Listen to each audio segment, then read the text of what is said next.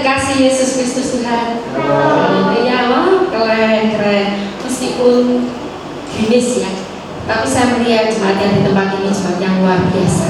Setiakan Yesus Kristus Tuhan. Amin. Diberkatilah orang-orang yang mengandalkan Yesus Kristus Tuhan, yang menaruh harapannya hanya kepada Yesus Kristus Tuhan. Haleluya.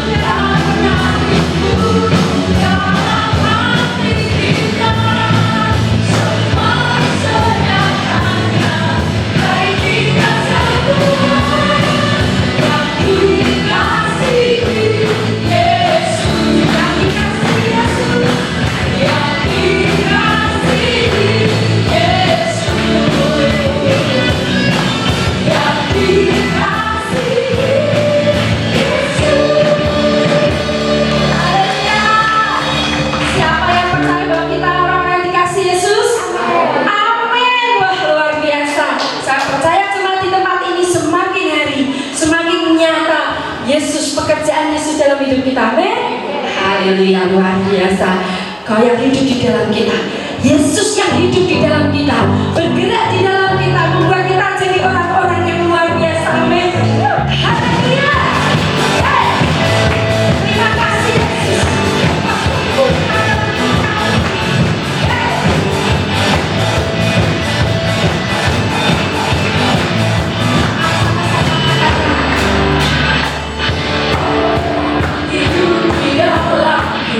Jadikanku lebih dari mana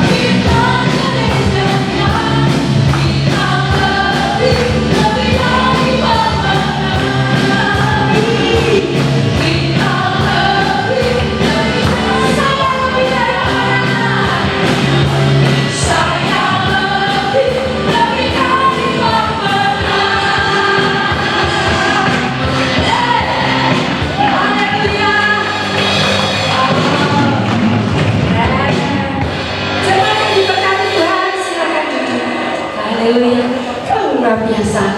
Saya percaya di tempat ini karena Yesus yang ditinggikan, banyak jiwa dimenangkan. Setiap kita menikmati Yesus lebih lagi. Amin. Haleluya. Bapak Ibu yang dikasihi Tuhan, saya sedikit kesaksian. Puji Tuhan, saya dan Pak Peter kan bergerak di properti. Jadi kami ada kantor dan kita namain Happy Property. Dan saya dipercaya Tuhan untuk ada beberapa orang-orang yang mereka 90% lebih, mereka bukan berasal dari properti, tapi mereka adalah orang-orang yang sama sekali awam, tidak mengenal dunia properti. Jadi mereka ada yang kerjaannya Gojek, ada yang Grab, ada yang kerja ikut orang juga, ada yang pengacara, maksudnya pengangguran tanpa acara. Saya bersyukur Tuhan beri kepada kita orang-orang yang mereka membutuhkan beberapa pekerjaan, mereka membutuhkan pemasukan lebih, dan kami ngajari mulai dari nol karena mereka kan sama sekali tidak mengerti dunia properti. Saya bersyukur meskipun 90% lebih tim kami itu adalah orang-orang yang Muslim juga, tapi mereka boleh melihat kehidupan kami, mereka boleh melihat kami, apa yang kami kerjakan, apa yang kami katakan. Dan puji Tuhan, saya bersyukur kami boleh menjadi berkat buat mereka. Dan kejadian yang luar biasa itu beberapa waktu yang lalu, sekitar awal November. Jadi salah satu tim saya cerita, dia cerita, aduh, aku habis ditikung teman broker. Dia cerita, aduh, maksudnya buat dia merasakan ya, sedikit down. Tapi saya katakan sama teman saya, jangan takut, jangan khawatir, Tuhan akan berkati engkau lebih besar. Kenapa saya bisa katakan itu? Saya bilang, saya menyaksikannya, saya mengalaminya sendiri. Jadi di dunia properti itu kan banyak sekali masalah. Ada yang mungkin dicurangi sama pemilik, sudah laku, terus ada komisi kita nggak dibayarkan. Itu saya alami juga. Terus ditikung juga, dicurangi juga sama buyer. Tanya-tanya ini, akhirnya sendiri langsung sama pemilik, atau bisa dengan teman-teman broker sendiri. Nah, saya ngalami semuanya itu karena sebelumnya bulan Oktober itu saya juga ngalami seperti itu. Saya bilang, tidak apa-apa, tidak usah khawatir. Nah, iya Bu, yang begitu, tapi ya wajahnya kelihatan sedih. Sudah, jangan khawatir, karena saya juga ngalami. Ketika saya ngalami itu, apakah tidak sakit? Ya sakit. Apakah tidak sedih? Sedih.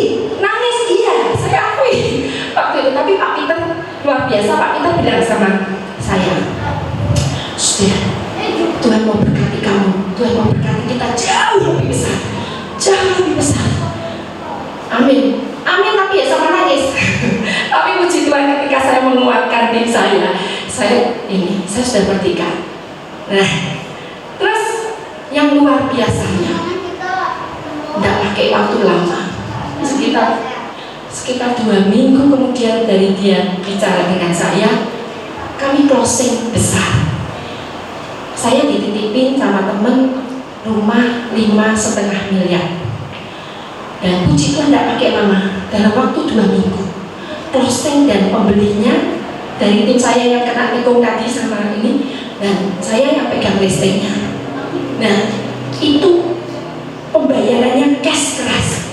Jadi hanya dalam waktu 2 minggu saja beres. Lihat dari ini, kemudian sekitar 3 hari kemudian nego, langsung deal, langsung ke notaris. Hari itu hari Jumat, terus Seninnya langsung bayaran. Luar biasa. Dan ketika saya tanya, gimana kesaksianmu apa? Dia bilang, aduh luar biasa Bu, saya tidak pernah bermimpi, saya tidak pernah punya pikiran jualan rumah sampai, bahkan tidak pernah mimpi bisa closing di atas 2M. Tapi luar biasa di sini saya boleh, dia menikmati, dia melihat bahwa dia merasa bahwa banyak hal yang dapat dia dapat. Dan yang luar biasa tak tanyain, kamu dapat apa di sini? Aduh dapat banyak Bu.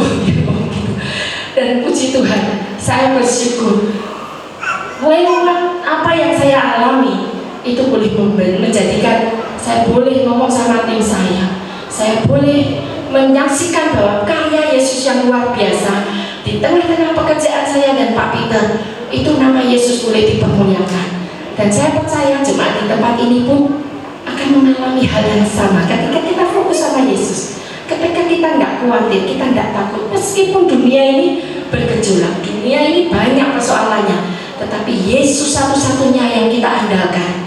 Yesus yang sanggup memberikan engkau segala jawaban, karena dia sumber jawabannya. Sebab engkau lebih besar Tuhan, sebab engkau besar di dalam kehidupan kami. Amin. Jemaat, mari fokus hanya Yesus. Apapun yang kita alami, meskipun mungkin itu tidak enak buat kehidupan kita, tapi percayalah, semuanya mendatangkan kebaikan bagi kita orang-orang yang dikasihi Yesus. Amin. Haleluya.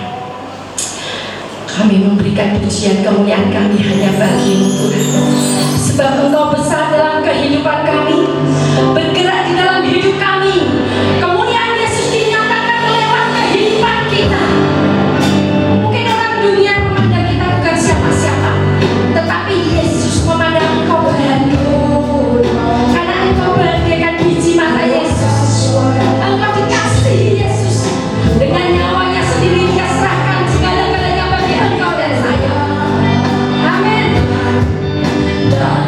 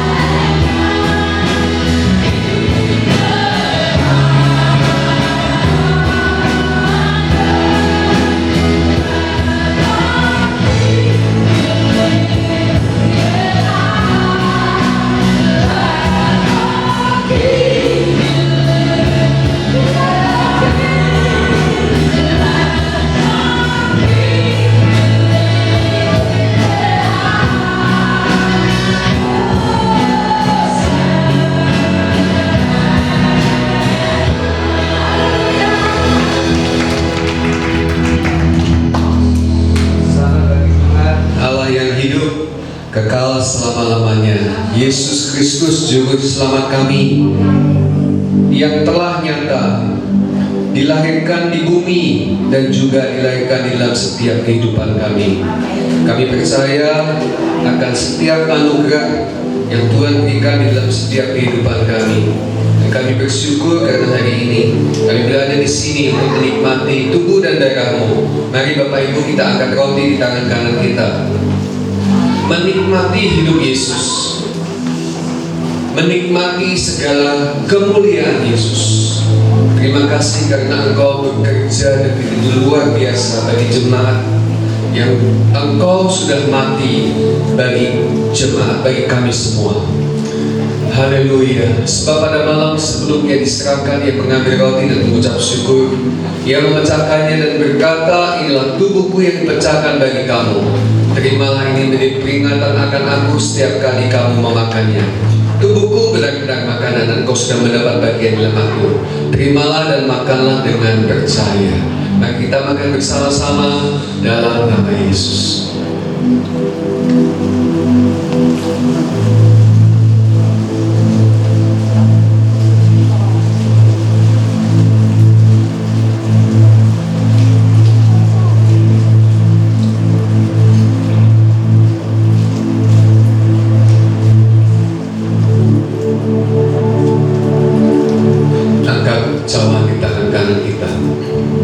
Sesudah itu Dia mengambil cawan dan berkata, inilah cawan perjanjian baru yang dimeteraikan oleh darahku.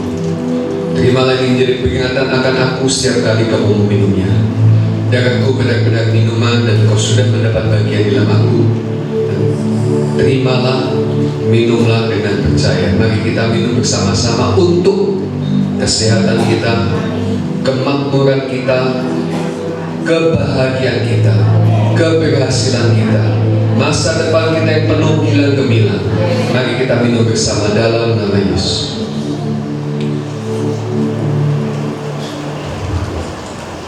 Haleluya. Berkat Tuhan atas setiap kami. Berkat Tuhan mengikuti kami kemanapun kami pergi. Berkat Tuhanlah yang menjadikan kami kaya. Berkat Tuhanlah yang membuat kami terus tampil sebagai pemenang, bahkan lebih dari pemenang. Terima kasih karena hari ini kami masuk kepada bulan Desember, mengingat akan Natal 2020 tahun yang lalu sudah digenapkan melalui seorang anak yang dilahirkan di kandang Bethlehem. Dan hari ini kami mengingat itu sebagai anugerah yang luar biasa. Sebab kami tahu bahwa Engkau datang dilahirkan untuk kemudian mati di atas kayu salib. Engkau menebus semua kutuk kami, dosa kami, hukuman kami. Engkau menebus segala sakit penyakit kami, kemiskinan kami, kegagalan kami, dan semua hal yang buruk tentang kami. Dan terima kasih karena Natal itu membawa kami kepada kemenangan, perubahan akan kehidupan yang Engkau sudah anugerahkan. Hidup Yesus bagi setiap kami. Terima kasih karena Engkau lahir untuk Engkau mati, supaya kami yang mati dapat hidup selama-lamanya bersama dengan Engkau. Terima kasih Tuhan, kami siap untuk diberkati, kami siap untuk mendengar firman Tuhan. Dalam nama Tuhan kami Yesus Kristus kami berdoa dan mengucap syukur. Semua kita berkata amin, amin, amin. Terima kasih tim musik, tim pemuji, Bu Elsa, Tuhan berkati. Ya.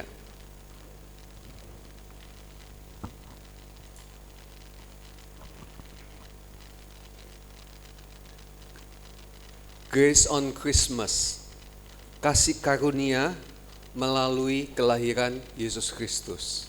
Ya, saudara, saya sungguh merenungkan akan hal ini.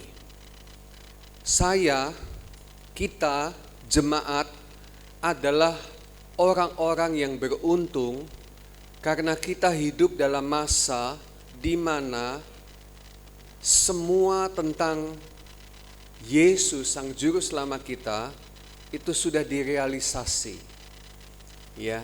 Dan kita melihat bukti-bukti, kesaksian-kesaksian dari sejarah bagaimana iman kita yang hari ini ada itu betul-betul diteguhkan dan terus diteguhkan oleh kesaksian para pendahulu kita, para rasul, para nabi, dan sejarah telah membuktikan bahwa apa yang hari ini kita percayai betul-betul sempurna. Bukan karena kita kebetulan dilahirkan dalam keluarga Kristen lalu engkau menjadi orang percaya. Bukan karena kebetulan saja karena engkau bergaul dengan orang-orang Kristen, karena itu kemudian engkau menjadi orang percaya. Tapi di atas semuanya Bapak Ibu, sejak zaman dulu engkau belum dilahirkan. Sejak zaman dulu, saudara, pada permulaan ciptaan, bahkan sejak zaman dulu, sebelum ciptaan ada, saya mau mengatakan ini kalimat-kalimat yang sungguh sangat sulit untuk difahami kalau tidak mendapatkan rema. Ya, saya mengatakan Tuhan sudah mengasihi engkau. Saudara-saudara, ini bukan pernyataan yang main-main. Dan ini bukan statement saya. Kalau statement saya engkau boleh menolaknya. Tapi ini statement dari firman yang sebentar akan kita baca. Ya. Dan bahwa engkau telah dipilih sebelum engkau dilahirkan. Sejak dalam kandungan ibumu, engkau sudah dipilih oleh Tuhan. Amin. Jadi saya nggak peduli engkau lahir dengan cara yang seperti apa, dalam keluarga mana. Tapi hari ini engkau harus tahu bahwa kasih Tuhan sudah nyata bagi engkau dan saya. Bahwa Ia telah menyatakan pilihannya untuk mengasihi engkau. Mengasihi kita. Saudara-saudara. Dan Natal itu bicara tentang kasih. Ya. Kasih yang tidak bersyarat, kasih yang dinyatakan tanpa syarat. Kasih yang ditempatkan di tengah-tengah ketiadaan kasih dan bahkan perlawanan terhadap kasih.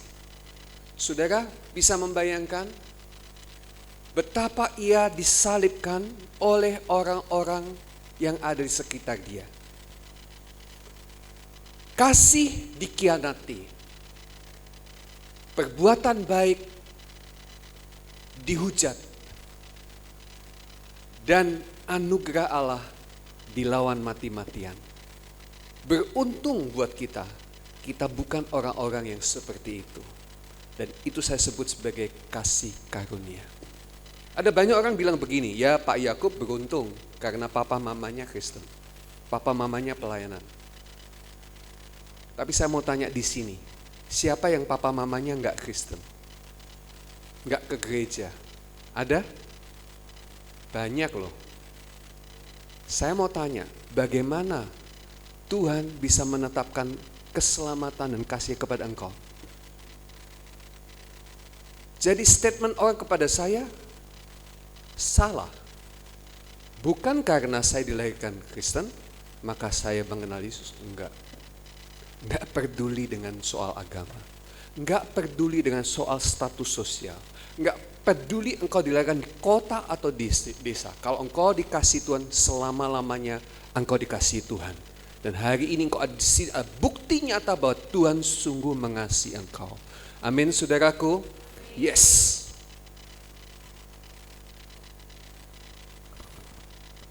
Hari ini nubuat tentang Yesus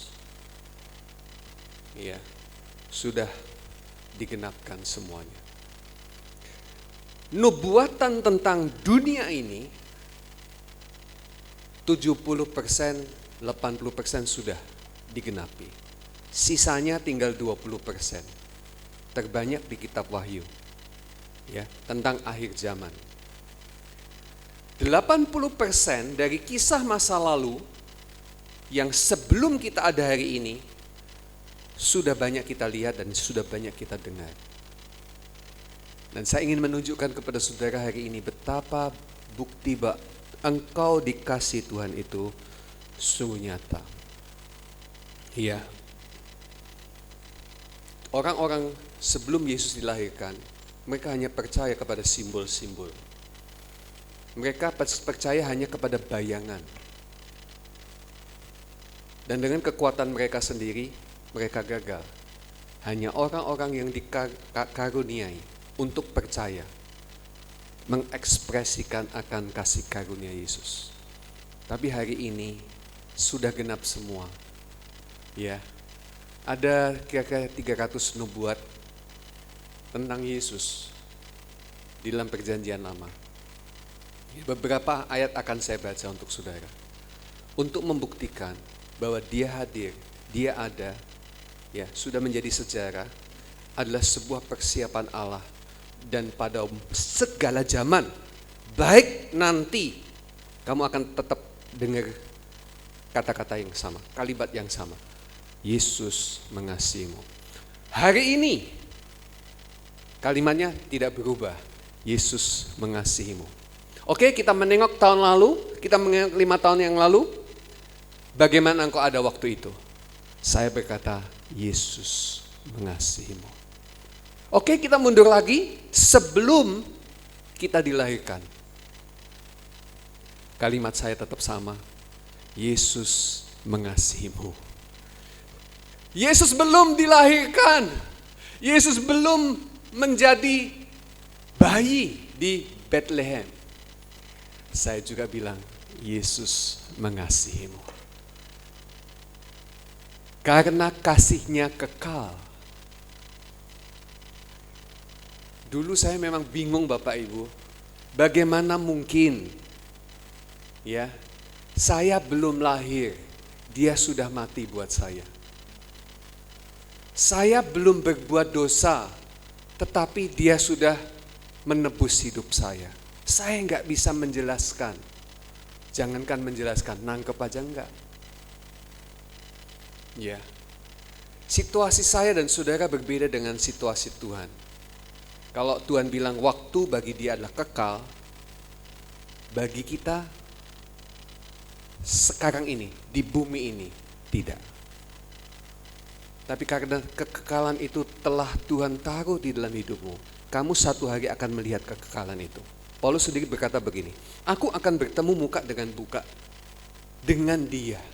Hari ini aku tidak mengerti dan tidak mengenal dia seperti dia mengenal aku.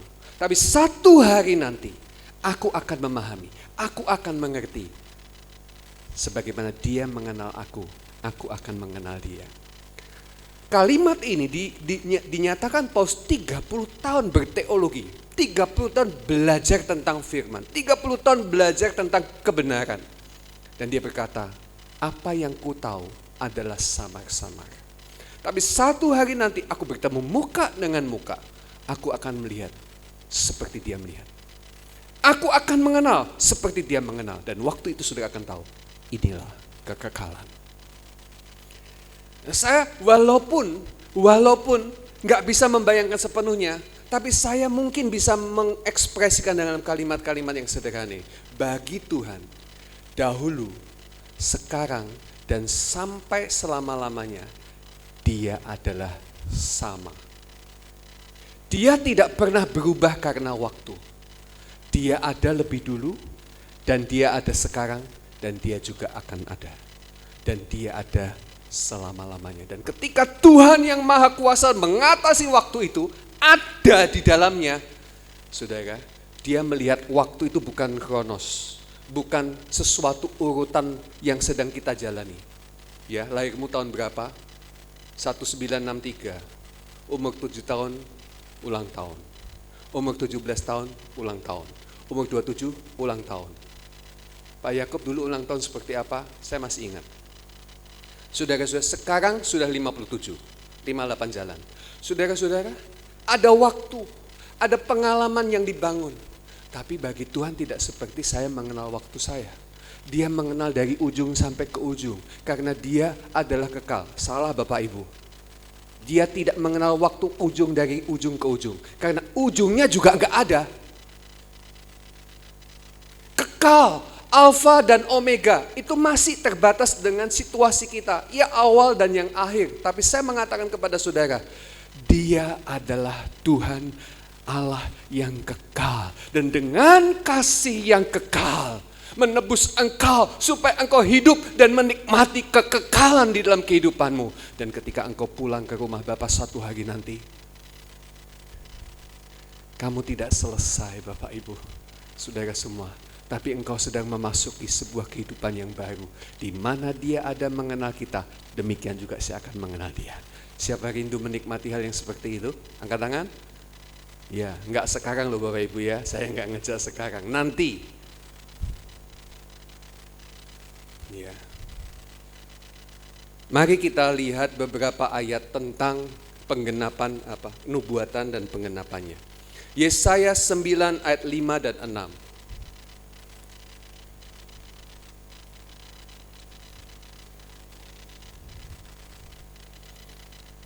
Yesaya 9 ayat 5. Ya, ini. Selisih satu ayat ya. 1, 2, 3. Sebab seorang anak telah lahir untuk kita, seorang putra telah diberikan untuk kita. Lambang pemerintahan ada di atas bahunya. Namanya disebut orang penasihat ajaib, Allah yang perkasa, Bapa yang kekal, Raja damai. Ayat 6. Besar kekuasaannya dan damai sejahtera tidak akan berkesudahan di atas tahta Daud dan di dalam kerajaannya. Karena ia mendasarkan dan mengokohkan dengan keadilan dan kebenaran dari sekarang sampai selama-lamanya. Kecemburuan Tuhan semesta alam akan melakukan hal ini. Kecemburuan orang bilang karena produk daripada kasih. Allah adalah yang cemburu. Ya. Karena Dia memiliki kita. Ya, kalau saudara tidak memiliki suamimu, kau tidak akan cemburu. Tapi kenapa seorang cemburu? Karena engkau merasa mengasihi dia. Ya, saudara-saudara. Tapi cemburu yang pas, yang betul. Terjemahannya apa sih? Ada dua ya, satu yang negatif itu, lupa. Satu jealous, satu, ya pokoknya yang ini bukan jealous. Jealous itu terjemahannya adalah iri hati. Tapi juga disebut cemburu. Ya, mungkin ya, Bu Elsa diberkati. Ada orang yang cemburu. Wah, Bu Elsa sekarang diberkati seperti itu. Tapi sambil jengkel-jengkel, dia bilang gini, kok saya tidak? Nah, Tuhan bukan jealous. Ya, saudara-saudara.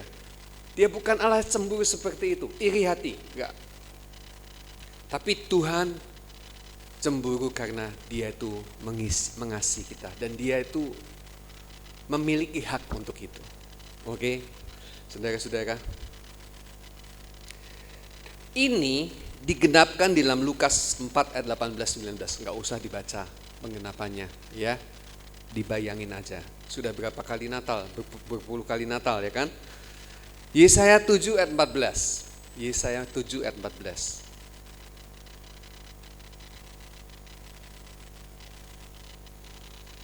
Ya. Sebab itu Tuhan sendirilah yang akan memberikan kepadamu suatu pertanda. Sesungguhnya seorang perempuan muda mengandung dan akan melahirkan seorang anak laki-laki. Dan ia akan menamakan dia Immanuel. Saudara, nubuatan ini itu ditulis kira-kira abad ke-8. Sekitar tahun 740 sampai 750. Ya, bayangkan, Yesaya sudah menerima firman. Hebatnya bukan hanya Yesaya saja. Mari kita lihat Hosea 11 ayat 1. Hosea 11 ayat 1. Ini ditulis kira-kira sekitar tahun 730-an. Ya. Ketika Israel masih muda, ya, ku kasih dia, dan dari Mesir ku panggil anakku. Siapakah yang dimaksudkan ini? Yesus. Yang ngomong siapa? Yang menerima firman ini siapa? Hosea. Hosea sama Yesaya memang hidupnya berdekatan. Tapi tempat penulisan dan juga tahun penerimaan pewahyuan berbeda. Hebat ya. Mika 5 ayat 2. Mika 5 ayat 2.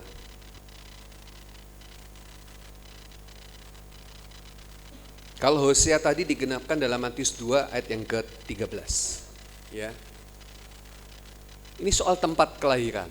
Tetapi engkau, hai Bethlehem Efrata, yang terkecil di antara kaum-kaum Yehuda, daripadamu akan bangkit bagiku seorang yang akan memerintah Israel, yang permulaannya sudah sejak purbakala. Saudara-saudara, nubuatan ini sebetulnya mengarah kepada masa depan. Ya. Tetapi sekaligus di tempat yang sama, dia menyebut yang permulaannya sudah sejak purbakala. Dia menjangkau ke belakang. Wih, luar biasa. Mika hidup di waktu yang berbeda, di tempat yang berbeda, tapi menerima pernyataan yang sama. Dari begitu banyak nabi-nabi, dari begitu banyak pewahyuan, tempat penerimaan dan waktu penerimaan, semua bisa meruntut sebuah histori yang akan dibuat. Saudara-saudara, dari seorang perempuan muda, dilahirkan di kandang Bethlehem, dan kemudian mengungsi ke Mesir, dan dari Mesir dipanggil pulang untuk menjadi keselamatan bagi Israel. Saudara-saudara, itu sebabnya tadi saya berkata, saya ulangi lagi, Yesus mengasihimu jauh sebelum Yesus mati di atas kayu salib. Waktu Yesus mati di atas kayu salib buat kamu, dan itu terjadi 2020 tahun yang lalu, itu sudah puncak daripada ekspresi kasih, ya kan? Tapi sebelumnya, 750 tahun sebelum Masehi sudah dinyatakan. Saudara-saudara, betapa bahagianya kita karena kita mendapatkan pengertian pewahyuan yang begitu luar biasa. Oke. Kejadian 3 ayat 15. Kejadian 3 ayat 15. Ini saya baca banyak ayat-ayat dalam perjanjian lama ya. Aku akan mengadakan permusuhan antara engkau, ular. Ya, ini Tuhan ngomong dan mengutuk ular, ya. Dan perempuan ini, Hawa, antara keturunanmu dan keturunannya. Keturunan dari perempuan itu akan meremukkan kepala ular. Siapakah yang dimaksud meremukkan kepala ular? Yesus. Dan engkau akan meremukkan tumitnya. Ya, iblis meremukkan tumit Yesus. Saudara-saudara, disalib, dia seolah-olah berkata, aku menang. Tuh rajamu keok, tidak berdaya, mati, terhina. Setan, pesta, hore. Padahal pada hari yang ketiga, Yesus bangkit mengalahkan maut. Iblis, orang Jawa bilang, kecelik. Tahu kecelik? Saudara-saudara, kecelik. Yesus menang, mengalahkan maut. Kepala ular sudah diremukkan. Banyak orang bilang, cuma ekornya aja yang suka kipit-kipit. Ya, menakut-nakuti kita. Tapi sesungguhnya iblis, setan sudah kalah. Amin Bapak Ibu, saudara semua. Siapa yang takut setan? Angkat tangan.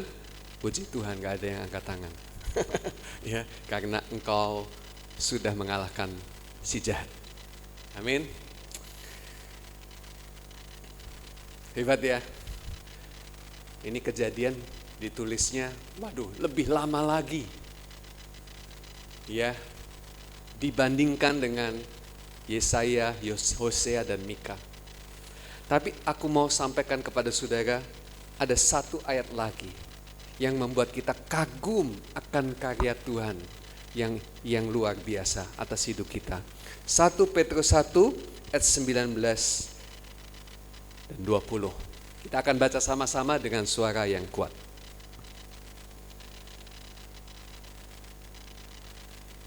Atau ayat 1 atas, di atasnya 18 saja. 18 saja supaya lebih lengkap. Oke. 1, 2, 3.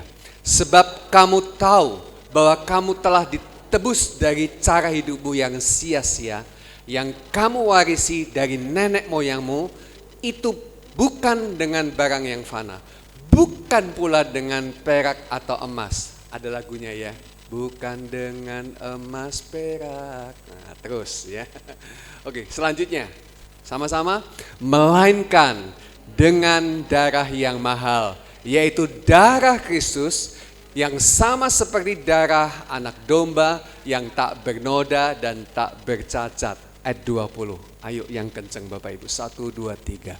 Ia telah dipilih sebelum dunia dijadikan, tetapi karena kamu baru menyatakan dirinya pada akhir zaman. Pahami ayat ini? Kapan Yesus atau Tuhan mengasihi engkau? Sebelum engkau ada, sejak dari kandungan ibumu. Kapan Yesus dinyatakan dan menyatakan mengasihi engkau? Saudara, dia dipilih sebelum dunia dijadikan. Ada orang yang pusing dengan pemikiran-pemikirannya sendiri dan berkata, gimana sih kalau memang Tuhan tahu bahwa kisah keberdosaan Adam dan Hawa di Taman Eden dia tahu, kenapa tidak dihentikan? Bukankah Allah yang berkuasa? Saudara-saudara, orang lalu berpikir, apakah kejatuhan Adam juga masuk dalam rencana Allah? Dalam rekayasa, mungkin lebih tajam lagi ya, yang Allah tetapkan. Kalau enggak begitu, ngapain dia dari dulu sebelum Adam dan Hawa jatuh sudah memilih Yesus Kristus untuk menjadi juru selamat buat dosa manusia? Pusing tau Bapak Ibu? Tapi saya berkata kepada saudara, Allah kita adalah Allah yang kekal. Dia dulu, sekarang dan selama-lamanya dia ada. Jadi Bapak Ibu, dia ada sebelum diciptakan dunia ini untuk menyatakan kasihnya kepada saudara. Ya. Nah, sekarang relevansinya apa sih buat hari ini? Maksud saya begini Bapak Ibu. Kalau orang bilang bahwa saya merekomendasi dia karena saya mengenal dia, itu berarti saya bergaul dengan dia dan sudah ada track recordnya. Betul enggak? Oke, saya kasih ilustrasi ya. Saya mengenal A, orang baik, jujur, ya, kerjanya tekun, bisa dipercaya, penuh dengan integritas. B, ya dia suka mengikut arus, ya, kadang-kadang dia juga bisa mengorbankan teman. Kadang-kadang dia juga bisa berlaku tidak jujur. Ya, B. C. Wah, ini payah banget ini, ya. Janganlah kamu kerja sama dia, ya. Ini orang gak bisa diandalkan, ya. Orangnya suka nakal. Saya bilang A, B, C kepada saudara. Kalau saudara mau kerja sama dia, kalau saudara mau berhubungan dengan dia untuk waktu yang akan datang, saudara pilih A, B, atau C? Siapa yang pilih A? Kenapa? Karena saya merekomendasikan. Bu Elsa percaya sama saya. Oke, saya sudah kadung kapusan nih sama si C. Ya memang niatnya dari awal gak baik. Si B, ya tapi dia gak bisa diandalkan, orangnya gak stabil. Tapi kalau si A, oh baguslah, kamu boleh kerjasama. Saudara-saudara, ada rekomendasi. Ada fakta sejarah yang Bu Elsa belum lewati, ini contoh. Tetapi saya sudah melewati. Saudara-saudara, itu menguatkan dan mengokohkan. Saya tidak harus mengulangi sebuah kisah buruk Ya, atau Bu Elsa nggak perlu mengulangi sakbuk yang saya alami jika berhubungan dengan A dan B dan C. Sudah A saja. Seperti itulah saya mau mengatakan tentang kebenaran akan kasih Yesus bagi saudara dan saya. 2020 tahun yang lalu, Yesus dilahirkan untuk kita. Karena apa? Dia mengasihi saudara. Dan itu sudah terbukti. Iya kan? Saudara-saudara, tetapi sebelum Yesus dilahirkan, sudah dinubuatkan bahwa ia ada untuk memberikan damai sejahtera. Kerajaannya kekal dan tak tergoyahkan. Ia ada untuk menyertai saudara sampai selama-lamanya. Nabi-nabi sudah memberikan rekomendasi, walaupun itu masih belum direalisasi. Dan kalau nubuatan-nubuatan sudah digenapi, bukankah itu sesuatu yang mengokohkan iman kita? Dan kita tidak perlu goncang, kita tidak perlu ragu-ragu. Sudah ada rekomendasi. Nah sekarang di dalam 1 Petrus pasal 1 ayat 18-20, kita tahu Yesus telah dipilih buat kita sejak dunia belum dijadikan. Mau ngomong apa lagi? Apakah kalau orang sudah mendengar seperti ini dan tetap menolak, masih bisa? Bisa. Karena tanpa iman, tak seorang pun dapat mengenal Allah. Hari ini kita punya kedua-duanya. Bukti historis dan juga iman yang dikaruniakan untuk mempercayai semua rekomendasi bukti historis bagi kita semua. Dan hari ini engkau dan saya ada dengan kekuatan yang jauh lebih besar daripada mereka yang hidup sebelum Kristus mati dan bangkit. Itulah grace, itulah kasih karunia. Amin Bapak Ibu. Ini penggenapannya Matius pasal 1 ayat 23. Matius pasal 1 ayat 23. Pak Didi kirim renungan pagi ini tentang Immanuel ya. 1, 2, 3. Sesungguhnya anak darah itu akan mengandung dan melahirkan seorang anak laki-laki, dan mereka akan menamakan dia Immanuel, yang berarti dengan suara yang keras, Allah menyertai kita. Bilang kita dengan nama kita masing-masing. 1, 2, 3. Allah menyertai, Allah menyertai jemaat JKI Puri Marina. Allah menyertai kita semua, dimanapun engkau ada, kapanpun engkau ada. Jangan pernah ragu-ragu Bapak Ibu Saudara. Sebab dari dulu sejak purbakala, dia sudah dipilih untuk menjadi Immanuel bagi kita. Ketika banyak kesesakan terjadi di dalam hidup, seringkali yang dipertanyakan, Tuhan apakah engkau mengasihi saya? Apakah engkau sungguh engkau menyertai saya? Kalau engkau mengasihi saya, engkau menyertai saya, kenapa hal yang buruk ini terjadi di dalam hidup saya?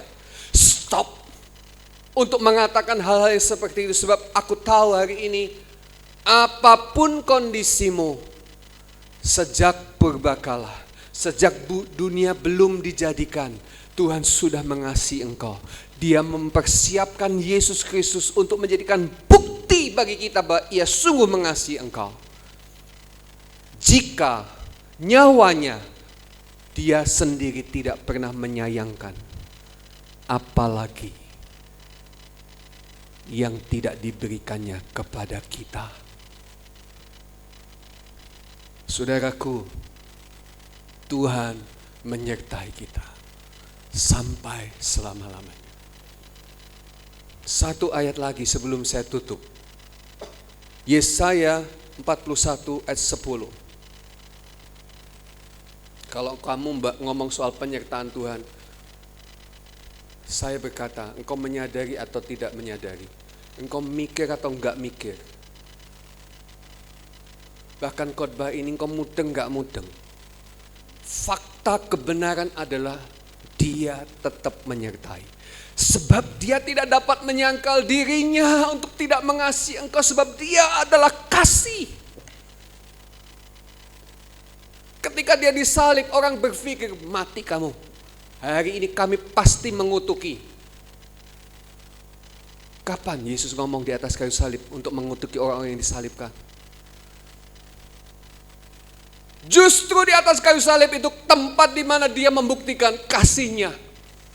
Ketika dia berkata kepada Bapa, Bapa, ampunilah mereka, sebab mereka tidak tahu apa yang mereka lakukan. Saudara, kalimat itulah yang menyebabkan salah satu penjahat di sebelah Yesus berkata, sungguh dia anak Allah yang hidup. Mana mungkin orang dicerca seperti itu masih bisa mengampuni, bisa memberkati. Sebab kasihnya tidak bergantung kepada situasinya. Kasihnya tidak bergantung bagaimana perlakuan orang terhadap dia. Kasihnya yang sudah dinyatakan di dalam hidup Yesus dan juga yang dinyatakan dalam hidup Allah. Kasih yang kekal. Kasih itu adalah dia. Jadi aku berkata kepadamu, karena engkau adalah Kristus dalam hidupmu, meskipun orang lain menyakitimu, engkau tidak akan tergoncangkan. Bahkan engkau memberkati dia. Bahkan engkau mendoakan dia. Hidupmu tidak bergantung kepada siapa orang yang berpendapat tentang kamu. Serius Bapak Ibu. Banyak orang up and down itu karena pendapat orang. Coba kamu keluar lalu bilang, kamu kok jelek banget sih? Langsung dia emosi. Siapa bilang jelek? Padahal waktu ngaca dia lupa. Kenapa aku ya, kok Tuhan ciptakan aku jelek? Dia sendiri ngomong, tapi orang lain ngomong, dia gak terima. Iya kan? Tapi saya berkata, engkau tidak ditentukan oleh orang yang ngomong tentang engkau. Hidupmu ada di tangan Tuhan. Amin. Engkau berharga, engkau mulia, engkau luar biasa, engkau dahsyat Bapak Ibu. Kalau orang lain ngomong yang jelek tentang kamu, masa bodoh. Yesus gak pernah ngomong kayak gitu. Bahkan kalau ada orang yang merasa paling jelek, paling susah, paling lemah, paling tidak berdaya, paling gagal, paling di bawah, saya berkata, yang pertama Tuhan ekspresikan kasihnya justru pada orang-orang yang seperti itu. Kenapa ahli Taurat dan orang Farisi tidak mendapatkan kasih Tuhan? Mereka merasa tidak perlu. Mereka merasa sudah layak. Mereka sudah merasa hebat. Mereka menolak. Tapi siapa yang menerima Yesus? Pemungut cukai, pelacur, orang berdosa. Semua menerima Yesus. Semakin mereka menikmati akan Yesus, semakin menikmati akan kasihnya yang besar. Dan itulah saudara dan saya di hadapannya. Oke, kita baca ayat ini dengan bangkit berdiri. Ya. Grace on Christmas adalah berita tentang Immanuel. Grace on Christmas adalah berita tentang Yesus yang mengasihi engkau dengan kasih yang kekal. Sebelum engkau ada, dia sudah mengasihi. Hari ini engkau ada dan Tuhan mengasihimu. Waktu yang akan datang engkau tidak tahu engkau akan pergi kemana. Engkau akan seperti apa. Cita-citamu, bayanganmu. Mungkin beberapa orang merasa rusak ketika situasi hari ini menjadi buruk. Tapi saya berkata kepadamu, dia tetap mengasihimu. Dan dialah yang membawa kita kepada masa depan yang penuh pengharapan. Amin. Yes. Mari kita katakan sama-sama, 1, 2, 3. Janganlah takut, sebab aku menyertai engkau.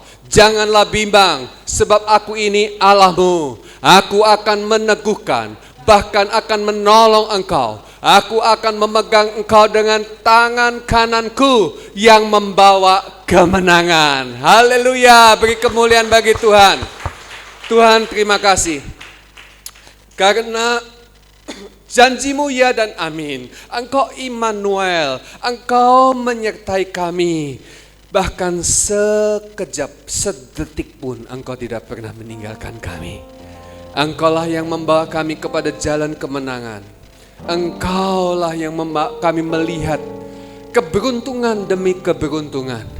Dan kalau kami ada di dunia, kami tahu dunia ini bukan tempat yang baik. Tapi kami tahu Yesus yang sungguh sangat baik ada menyertai kami, dan kami ada untuk kebaikan bagi dunia ini.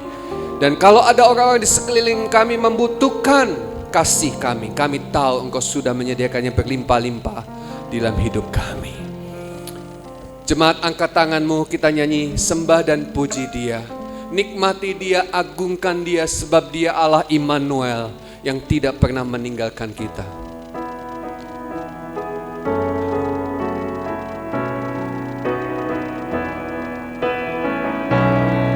Sembah dan puji Dia, sembah dan puji Dia, sembah dan puji Dia, Sang Raja.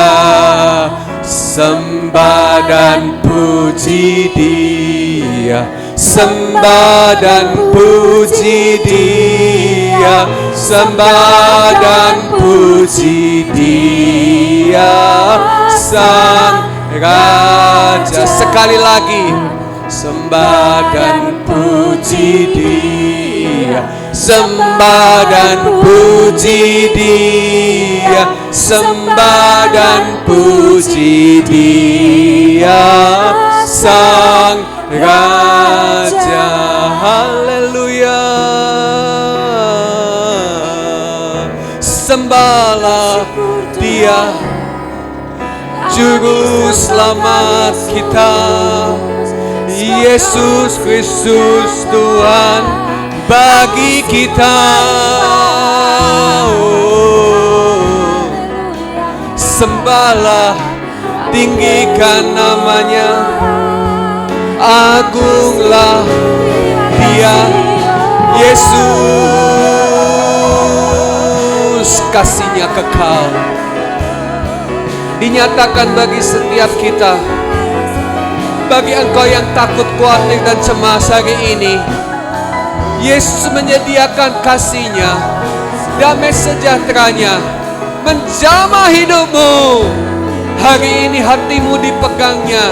Tidak ada lagi khawatir dan takut akan masa depanmu. Engkau berjalan dengan tegap, melangkah bersama dengan Dia. Haleluya. Oh Yesus, terima kasih buat kasih-Mu Tuhan. Terima kasih untuk semua kebaikan-Mu dan kemurahan-Mu. Haleluya, haleluya.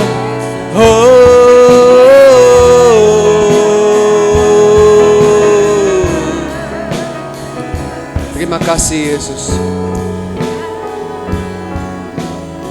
Terima kasih Bapa. Kami mau menutup tahun 2020 ini dengan kasih karunia yang dilimpahkan setiap hari.